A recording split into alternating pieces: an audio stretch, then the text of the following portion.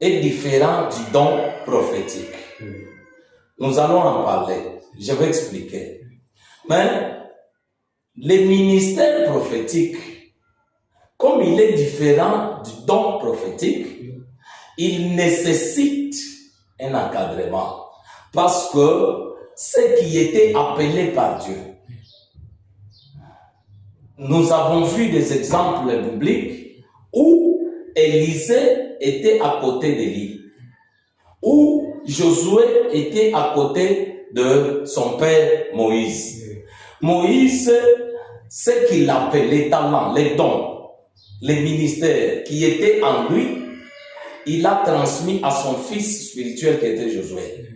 Et mutatis mutandis chez Élie.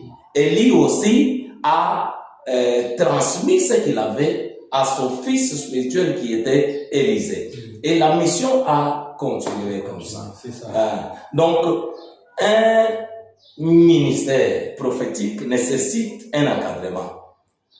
Le contraire d'encadrement, lorsqu'on n'est pas encadré, ce sont des bavures que nous voyons aujourd'hui. Parce que souvent, ceux qui voient, ceux qui entendent, l'ainsi dit le Seigneur. Quelqu'un peut voir, il n'entend pas. Quelqu'un peut entendre, il ne voit pas. Maintenant, il se croit plus fort et plus puissant que son pasteur, que son berger, que son père spirituel, parce que son papa ne voit pas. Son père spirituel ne voit pas. Comme lui voit ou entend, il devient super. Il devient super par rapport à son père. Comme ses frères ici. Comme ses frères ici. Ils sont nombreux.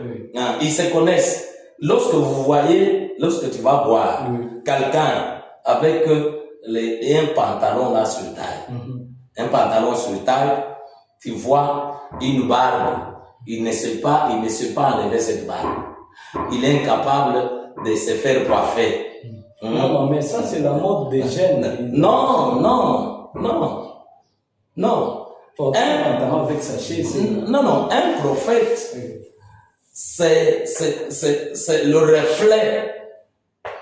reflet de Dieu lui-même, parce que Dieu ne travaille pas avec les enfants. Tu vois, ton âge ici, quand je commence à animer une émission avec toi, donc ton âge disparaît tout simplement. Et tu deviens un grand homme, parce que tu traites avec moi, tu causes avec moi, tu animes l'émission avec moi. Donc ton âge disparaît. Dieu ne travaille pas avec les enfants. Je vais te dire encore que l'expérience, c'est la somme de beaucoup d'erreurs commises dans le passé. Lorsque je t'ai dit que j'ai de l'expérience dans tel domaine, cette expérience, j'ai payé beaucoup pour avoir cette expérience. C'est-à-dire, j'ai connu beaucoup d'erreurs. J'ai commis beaucoup d'erreurs. J'ai connu beaucoup de gens qui m'ont induit en erreur. Et lorsque je parle de l'expérience, ou quelqu'un te dit que j'ai de l'expérience dans tel ou tel domaine, c'est-à-dire, il a connu des cas et des cas. Il a connu beaucoup de cas et il a commis beaucoup d'erreurs. Voilà pourquoi l'expérience est le fruit de beaucoup d'erreurs commises dans le passé. Aujourd'hui, les prophètes sont identifiables parce qu'ils veulent qu'on les appelle des prophètes, alors qu'en réalité, ils ne sont pas des prophètes. Leur parure extérieure détermine ce qu'ils sont.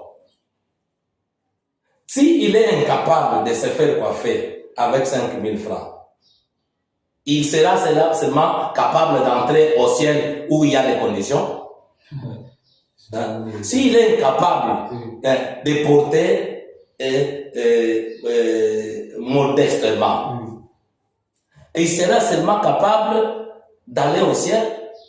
S'il est incapable de montrer aux gens que je porte les fruits du Saint-Esprit, est-ce qu'il lui sera réellement facile de dire aux gens la volonté de Dieu, c'est comme ça, alors que lui-même n'est pas une prédication vivante? Voilà. C'est un peu ça. Oui. Merci beaucoup, homme de Dieu, avec ces genres de révélations Oui. qui peuvent nous aider dans notre vie spirituelle. Ouais. Oui. Une question encore. Alors, c'est quoi le don spirituel, donc le don prophétique? Parce qu'il y a des gens qui prophétisent. Nous, on ne sait pas. Peut-être que c'est un don, peut-être c'est un ministère. Alors, c'est quoi le don prophétique?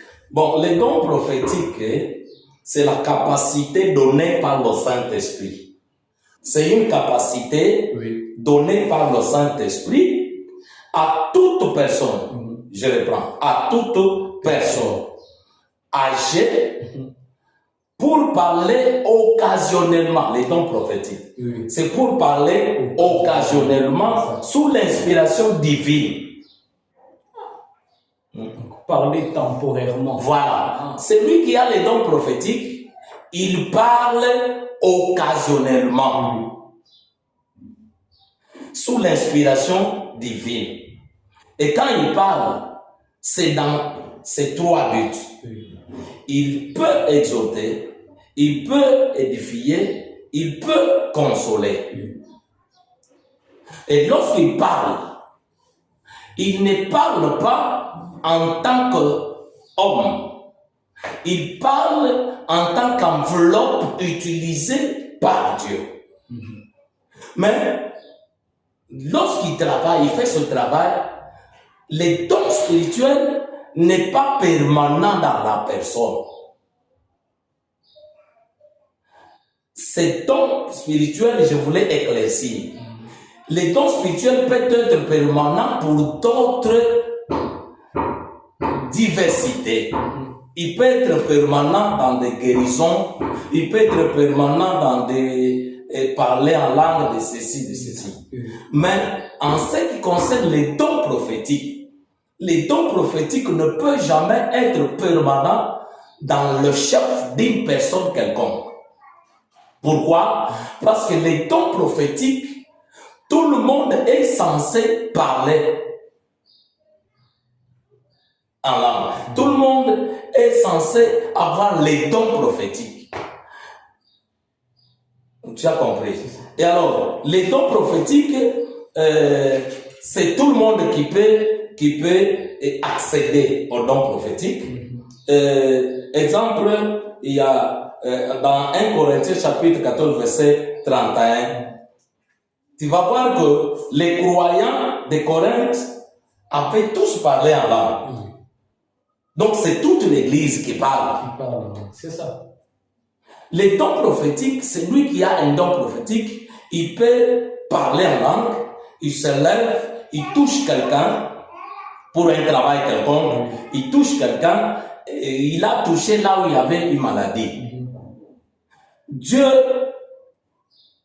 touche la personne et au travers de la personne inspirée, la personne est guérie. Et il dit, on t'avait jeté les mauvais sorts au niveau des coups, soit au niveau de la jambe, au niveau de ceci, et pendant que je parle, c'est parti. Et la personne se sent guérie sur place. C'est ça. Amen. Et alors, cela ne peut pas faire de la personne un prophète. Non, non. Il peut parler en langue, il peut trembloter, il peut agir, il peut